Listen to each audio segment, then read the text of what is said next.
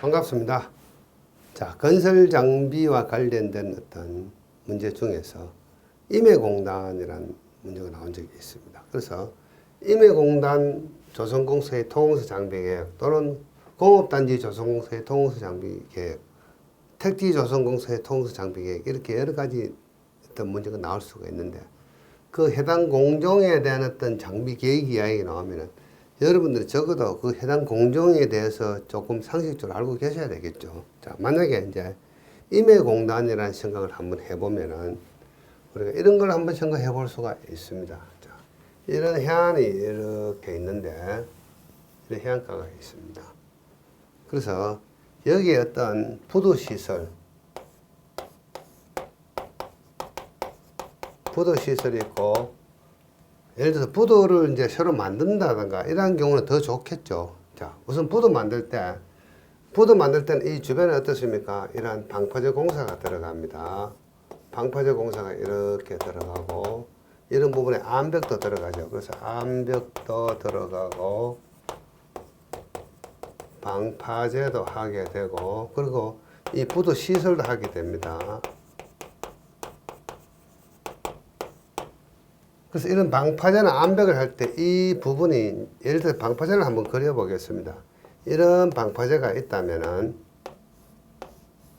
이런 어떤 방파제가 있다면은 이 방파제 하부 기초가 연약하면 이 하부 기초를 굴착을 해야 되겠죠. 그래서 준설선으로 굴착을 합니다. 그래서 이 굴착한 흙을 이 인근에 어떤 부도 시설을 하기 위해서 매립을 한다든가 이러한 경우는 좋겠지만은 도저히 이런 어떤 부지가 없고 단순하게 준설만 한다든가 또는 이 부분은 박지라고 이야기하는데 선박이 계류하는 어떤 바다 이 박지도 수심을 확보하기 위해서 준설을 하는 경우가 있습니다. 그래서 이러한 항만의 구조물을 하기 위한 어떤 기초 토파기를 하기 위한 준설을 할 수도 있고 이러한 박지 준설을 할 수도 있는데 이 준설을 할 때 병행해서 자 여기에다가 우리는 어떤 부지를 조성을 해보자.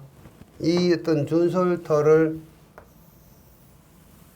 가지고 부지를 조성해서 어떤 공단을 만든다든가 어떤 관광시설을 한다든가 할 수도 있겠죠. 그래서 이 구역에다가 이 준설터를 이렇게 매립공사를 하게 되는 거죠.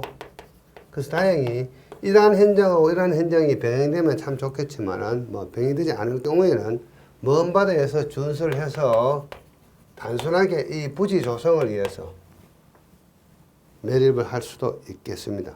그래서 이러한 공단 조성을 하기 위해서 순수하게 공단 조성용 흙을 토치하기 위해서 이렇게 준설하는 경우도 있고 어떤 항만 시설을 하면서 발생된 이 흙을 유용하기 위해서 준설도 유용하기 위해서 인근에다가 또 추가로 이러한 공단 부지라든가 각종 어떤 관광시설 부지라든가 또는 이런 항만시설 부지를 조성할 수도 있겠죠. 그것은 경우에 따라 달라지겠지만 어쨌거나 이곳에다가 임해공단 바다에 임해서 공단을 한다 이런 뜻이 되겠죠. 그래서 준설을 해서 매립을 한다. 그래서 자 준설해서 매립하기 위해서 이 앞에다가 뭘 하냐 하면은 호안을 건설합니다. 호안.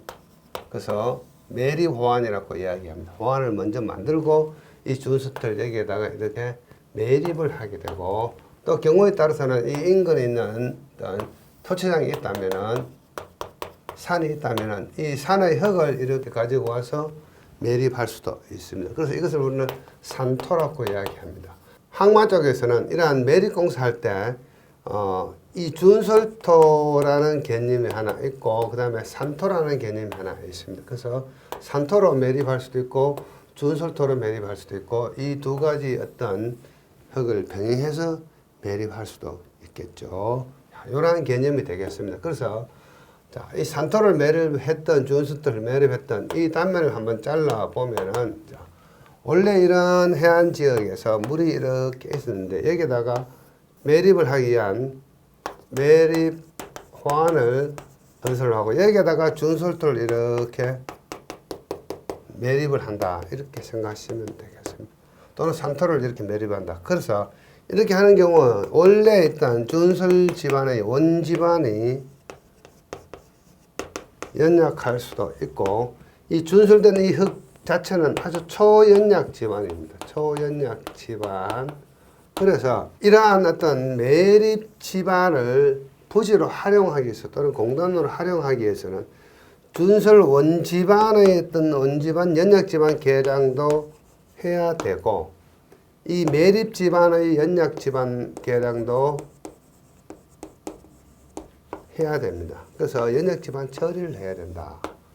그 다음에 이제 연약지반 처리를 하고 나면은 이 부지가 조성이 되었을 경우에 이 부지에다가 이제 공단을 조성하기 위해서는 각종의 어떤 공사 행위가 이루어져야 되겠죠. 그래서 이 공사 행위는 많이 있을 수가 있습니다. 기본적으로 도로가 있고, 그 다음에 상하수도가 있을 수도 있고, 그 다음에 하수박스가 있을 수도 있고, 그 다음에 또 뭐가 있습니까? 통신관로 등이 있을 수도 있고, 다양한 어떤 시설을 하기 위한 탑하기를 한다든가 대묘기를 한다든가 이런 데 필요한 장비들이 필요하겠죠. 그래서 자, 임해공단 조성을 하기 위해서는 준설을 하기 위해서는 준설선 장비가 있어야 되고, 그 다음에 연약지반 개량하기 위해서는 연약지반 개량 장비가 있어야 되고, 그 외에 각종 어떤 토공사 장비, 도로, 상하수도, 하수박스, 그 다음에 뭐 통신관로, 전기관로 이런 것들을 탑하기하고 대묘하게 할 수 있는 장비들이 있어야 되겠죠. 그래서 이러한 장비들을 쭉 생각하면서 조합을 하면은 이러한 임해공단에 대한